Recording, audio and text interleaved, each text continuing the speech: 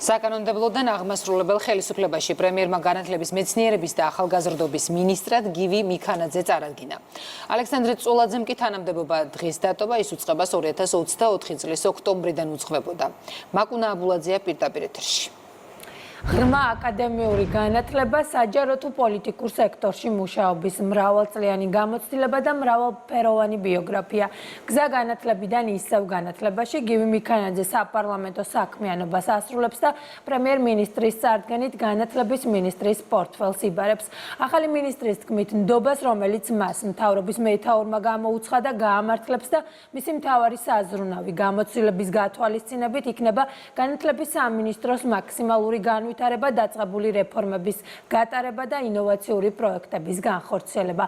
განათლების ახალი მინისტრის აზრით, ქვეყნის განვითარების ფუნდამენტი სწორედ ხარისხიანი განათლების ხელმისაწვდომობა. ირაკლი კობახიძემ ვრცლად ისაუბრა, რა მიღწევები აქვს გივი მიქანაძეს და რატომ შეჩერდა არჩევანი სწორედ მასზე. მთავრობის მეთაურმა მადლობა გადაუხადა განათლებისა და მეცნიერების უკვე ყოფილ მინისტრს.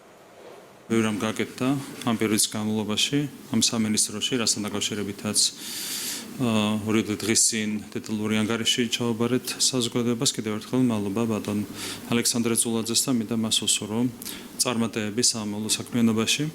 რაც შეეხება ახალ მინისტრს, მინდა წარმოგიდგინოთ ბატონი გივი მიქანაძე. მას აქვს მოგეხსენებათ საჯარო სექტორში მუშაობის ძალიან ფართო გამოცდილება, ასევე ფართო პოლიტიკური გამოცდილება და ასევე უშუალოდ განათლების და მეცნიერების სფეროში აქვს ძალიან ფართო გამოცდილება. უკანასკნელი პერიოდის განმავლობაში ეს საქართველოს პარლამენტში იკავებდა განათლების, მეცნიერებისა და ახალგაზრდობის საპარლამენტო კომიტეტის თავმჯდომარის თანამდებობას. აქედან გამომდინარე, ვფიქრობთ, რომ ის არის იდეალური კანდიდატი განათლების, მეცნიერების და ახალგაზრდობის მინისტრის პოსტზე. ჩემთვის არის უდიდესი პასუხისმგებლობა და პატივი სარგებლობდე ასეთი მაღალი ნდობით და უხელმძღვანელო იმ სამინისტროს, რომელიც თვითონ ჩვენთაგანთან არის დაკავშირებული, ჩვენი მომავალი თაობების აღზრდასთან არის დაკავშირებული. მაქსიმალურად მაქვს მზაობა, რომ ის ნდობა, რომელიც პირადად პრემიერ-მინისტრისგან იყო გამოთქმული ჩემთან მიმართებაში,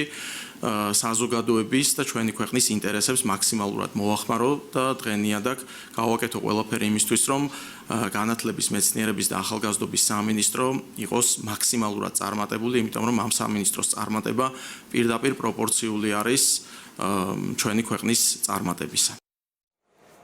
რაც შეეხება განათლებისა და მეცნიერების უკვე ყოფილ მინისტრს, მან განცხადება თანამდებობიდან წასვლის შესახებ თავად მიიღო თავად დაწერა ალექსანდრე წულაძემ. მადლობა გადაუხადა პრემიერ-მინისტრს, სამთავრობო გუნდს და უწყების თანამშრომლებს.